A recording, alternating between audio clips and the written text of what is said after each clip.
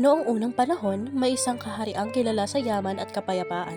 Ito ang kaharian ng Birbania, isang lugar kung saan masayang mamumuhay ang mga tao, madalas na may handaan at selebrasyon sa kaharian dahil sa maayos na pamumuno ng kanilang hari. Ang namumuno sa kahariang ito ay si Haring Don Fernando, isang mabuti at makatarungang hari, at ang kanyang asawa na si Reina Doña Valeriana. Mayroon din silang tatlong anak na prinsipe. Ang panganay ay si Don Pedro, ang ikalawa ay si Don Diego at ang bunso naman na si Don Juan. Anak ko, balang araw ay kayo ang magpapatuloy sa pamamahala ng ating kaharian. Nais ko kayo ay maging mabubuting pinona at nagpagtanggol ng Berbanya. Opo, Ama. Sisikapin kong maging karapat-dapat sa inyong tiwala. Ngunit sa kabilang pantig, darating ang isang pangyayaring magbabago sa buhay ng hari. Isang gabi, sa kaharian ng Birbania, nagkaroon ng masamang panaginip si Haring Don Fernando. Kita niyang pinaslang ng dalawang buhong ang kanyang bunsong anak na si Don Juan. Mula noon, di na siya makatulog at halos wala ng ganang kumain. Labis nag-aalala ang reyna at ang tatlong prinsipe, ngunit maraming manggagamot ang kanilang tinawag. Wala pa rin ni isa ang makapagbigay ng lunas sa sakit ng hari. Mahal kong hari, labis akong nag-aalala sa iyong kalagayan. Sana ay makahanap na ng lunas sa inyong sakit. Ama, gagawin namin ang lahat upang kayo ay gumaling. Maghahanap po kami ng paraan upang matulungan kayo. Makakahanap din tayo ng lunas. Isang araw, dumating sa palasyo ang isang medikong paham.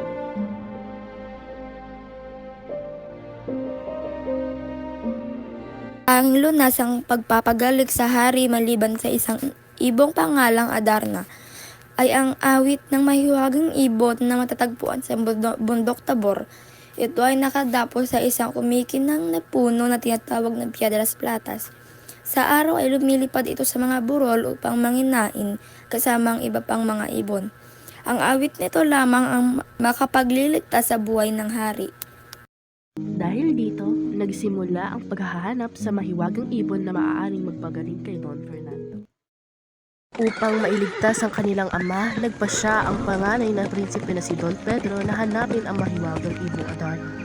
Para sa aking ama at sa kaharian ng Berbanya, gagawin ko ang lahat upang mahuli ang ibong Adarna. Dahil sa mahirap na paglalakbay, hindi na kinaya ng kanyang kabayo ang pagod at ito ay namatay.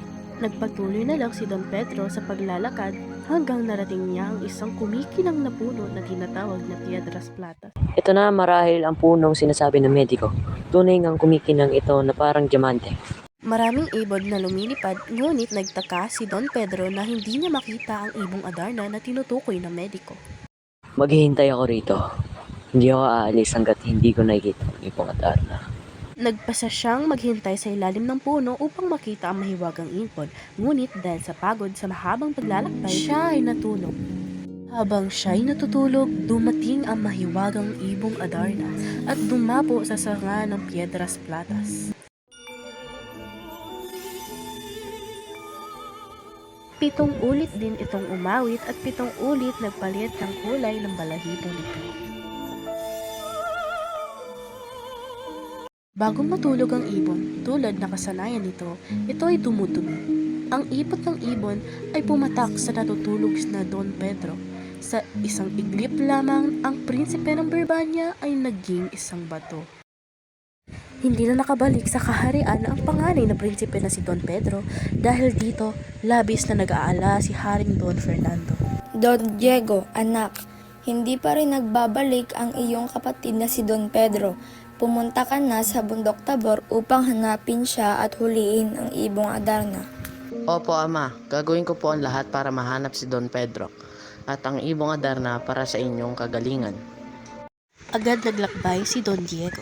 Tumagal ang kanyang paglalakbay, ngunit tulad ng nangyari kay Don Pedro, hindi rin nakayanan ang kanyang kabayo at ito'y namatay. Nagpatuloy si Don Diego sa paglalakad. Hindi nagtagal ay nagnarating niya ang kakaibang puno na kumikinang parang pilak. Ito ang Piedras Platas. Napakaganda ng punong ito. Ngunit, bakit walang ibon ang dumadapo dito? Dahil sa pagod, nagpahinga rin si Don Diego sa isang malaking bato sa ilalim ng puno. Habang siya ay nagpapahinga, dumating ang mahiwagang ibong Adarna.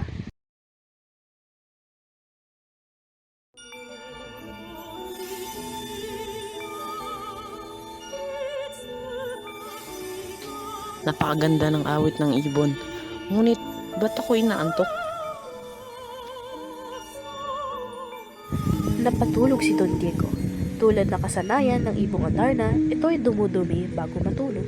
Ang ipot ng ibon ay pumatak kay Don Diego at sa isang iglip lamang ay siya ay naging bato rin. 3 taon na lumipas, ngunit di pa rin nakakabalik sa kaharian na si Don Diego at si Don Pedro. Nagdadalawang isip ang hari na utusan ang bunsong anak na si Don Juan. Labis siyang ay nag-aalala, baka mapahamak din to tulad ng dalawang naunang prinsipe. Ayokong mawala ka rin, Don Juan. Natatakot ako. Baka may masamang mangyari sa iyo. Ama, payagan niyo po ako maglakbay. Hahanapin ko ang aking mga kapatid at ang ibang Adarna upang kayo ay gumaling. Sige anak, pinapayagan kitang maglakbay. Naway gabayan ka ng Diyos sa iyong paglalakbay. Maraming salamat po, Ama. Gagawin ko ang lahat upang maligtas kayo. Hindi nagdala ng kabayo si Don Juan. Sa halip ay naglakad lamang siya, dala ang 5 tinapay bilang bakod. Hindi ko kailangan ng kabayo. Ang aking pananampalataya ang magiging lakas ko sa paglalakbay na ito. Mahal na Birhen, tulungan ninyo po akong matagalan ang hirap ng aking paglalakbay. Sa kapatagan ng bundok Tabor, nakatagpo si Don Juan ng isang matandang leproso na humihingi ito ng limos sa prinsipe. Mabuting prinsipe, maaari mo ba akong bigyan ng kaunting pagkain? Ako ay nagugutom. Kahit kaunti na lang ang aking baon, ibibigay ko ito sa iyo. Narito, tanggapin mo ang aking tinapay. Alam ko kung bakit ka narito. Hinahanap mo ang ibong Adarna upang pagalingin ang iyong ama. Opo, nais kong iligtas ang aking ama at hanapin ang aking 2 kapatid. Huwag kang masisilaw sa kinang ng punong Piedras Platas. Sa halip ay tumingin ka sa baba at makikita mo ang isang maliit na dampa. Doon nakatira ang isang ermitanyong makakatulong sa iyo. Tapos magsalita ang matanda, ibinalik niya ang tinapay kay Don Juan. Narito, kunin mo muli ang iyong tinapay. Hindi ko na ito kukunin. Ibibigay ko na ito sa iyo. Nagpatuloy si Don Juan sa kanyang paglalakbay hanggang marating niya ang Piedras Platas. Dahil sa ganda ng kumikinang na puno, muntik na niyang makalimutan ang bilihin ng leproso. Napakaganda ng punong ito. Ngunit sandali, may sinabi ang matanda. Tumingin siya sa ibaba at nakita ang isang maliit na dampak. Agad siyang nagtungo roon upang humingi ng tulong sa ermitanyo. Maligayang pagdating, Don Juan. Alam ko ang iyong pakay. Hindi maaari. Iyan ang tinapay na ibinigay ko sa matanda. Ang ibong Adarna ay isang engkantado. Dumarating ito sa gabi at dumadapo sa Piedras Platas. 7 beses itong umaawit at 7 beses ding nagpapalit ng kulay ang balahibo. Kapag ito ay umaawit, kailangan mong hiwain ang iyong palad at pigain ng dayap upang hindi ka antukin. At tandaan mo, dudumi ang ibon bago ito matulog. Iwasan mo iyon upang hindi ka maging bato. Gamitin mo ang sintas na ito upang mahuli ang mahiwagang ibon. Maraming salamat po sa inyong tulong. Susundin ko ang inyong payo. Nasa Piedras Platas ngayon si Don Juan.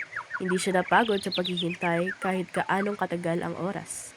Sapagkat naniniwala siyang ang tiyaga at pananampalataya ang magdadala ng tagumpay. Lumalalim na ang gabi at humapon na rin ang mahiwagang ibong Adarna. Kahanga-hanga ang gilas at kariktan ng ibon at labis na nagpahiwaga sa buong paligid.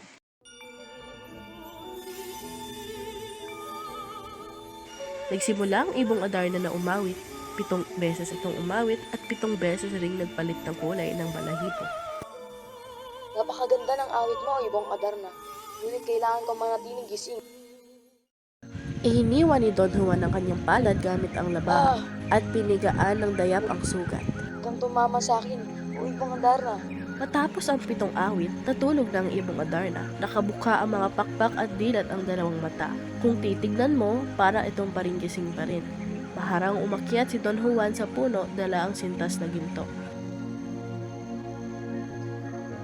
Idinala ni Don Juan ng ibong Adarna sa dampa at natutuwang hinimas pa ito ng ermitanyo bago ikulong sa hawla.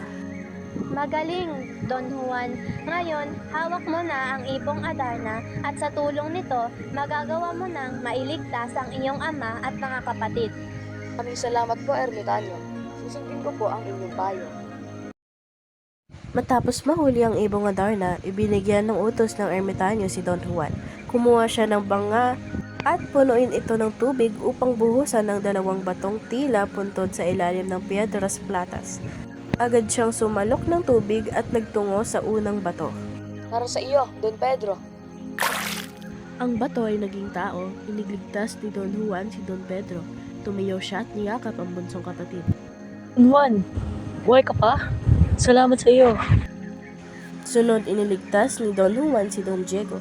Tulad ng pangalan na kapatid, naging tao din itong muli. Hindi ko akalain na magkikita pa tayo sa ganitong paraan. Masayang nagyakapan ang 3 prinsipe. Labis silang nagalak sa tiyak na kaligtasan ng kanilang ama dahil sa pagkahuli ni Don Juan sa mahiwagang ibong Adarna. Ngayon, bumalik na tayo sa kaharian. Dalangin ko pong gumaling kayo, Ama. Naglakad na si Don Juan dala ang hawla ng ibong Adarna habang tahimik nag-uusap sina Don Pedro at Don Diego. Don Diego, bakit tayo na ang kumuha ng parangal? Hindi ba pwede natin iwan si Don Juan dito sa kagubatan? Hindi ko alam, Pedro. Huwag naman nating papatayin. Dahil labis sa inggit, pinilit ni Don Pedro ang kapatid na sumang-ayon sa plano na bugbugin si Don Juan, ngunit huwag lamang patayin. Tama. Bubugin natin siya ng sapat upang sugatan at iwanan natin dito. Makukuha natin ang ibong Adarna at tatahakin natin ang parangal. Sinimulan nilang bugbugin si Don Juan sa kagubatan. Ngunit sa kabila ng pananakit, hindi nanlaban ang bonsong prinsipe. Bumalik sa palasyo ng Berbanya sina Don Pedro at Don Diego matapos ang kanilang lihim na bugbugin kay Don Juan. Agad na bumangon ang hari at sabik na niyakap ang 2 anak na matagal na niyang hindi nakikita. Don Pedro, Don Diego, natagpuan ko na kayo. Ngunit nasaan si Don Juan? Ewan po namin, Ama.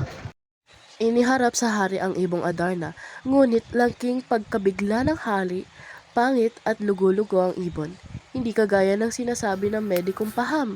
Paano ito? Ang ibong Adarna ay pangit at malungkot. Hindi ito ang ibon na makapagpapagaling sa akin. Nasa gitna ng kagubatan si Don Juan, halos maga ang kanyang buong katawan, may pilay sa tadyang at matindi ang gutom at uhaw. Wala siyang makitang kaligtasan o sino man makakatulong sa kanya. Para bang anumang oras ay maaari na lang siya mamatay. O mahal na Birhen, humihiling ako sa inyo. Pahabain po ninyo ang aking buhay at iligtas ang aking ama na siya kong iintindi sa gitna ng kanyang karamdaman. Kung iyon ang hangad nila, maaari kong ipagkaloob ang ibong Adarna sa kanila. Ngunit hindi na kailangan pang pagtaksilan pa. Mahal ko ang ama at ina. Ang aking puso ay patuloy na maghahangad na maibalik ang dangal at kaligtasan ng aking mga. Sa libis ng isang bundok, sumulpot ang isang ermitanyo at natagpuan si Don Juan na nakalapag sa lupa.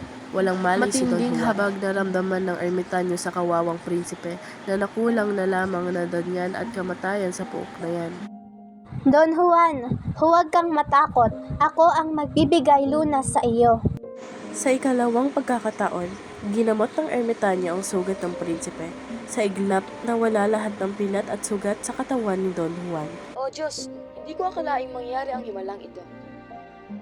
Ermitanyo, nais ko pong gumanti sa inyong kabutihan. Hindi ito utang na loob, Don Juan. Ito ay isang kawang gawa. Ngunit may tungkulin ka pa. Bumalik ka sa inyong kaharian upang iligtas ang iyong ama. Nagbadali si Don Juan at tinahak ang daanan pauwi ng Berbanya. Ama, nandito na ako at dala ko ang lunas. Ibong Adarna ay lalong gumanda at sa pagkanta nito, gumaling ang pakiramdam ng hari.